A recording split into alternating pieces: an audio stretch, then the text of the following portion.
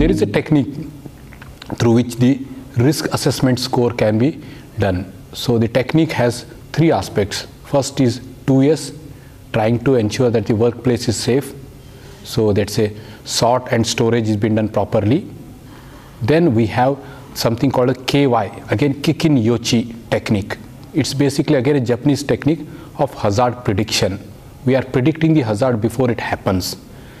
After that, we try to do a risk assessment score to see for a particular hazard.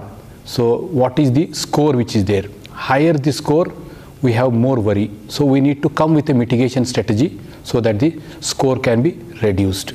So these are basically the three things which I was trying to cover. Mainly the KY technique, which is very simple but very powerful technique, which can be adopted across the hospital. The mindset of the people is the biggest hurdle in Indian hospitals.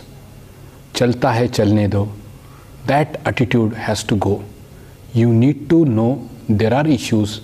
You need to know there is a way to address the issues, and let us address those issues. That's what I was trying to tell. Hazard, unsafe condition, which will lead to harm. Harm means which is physical injury or environmental damage.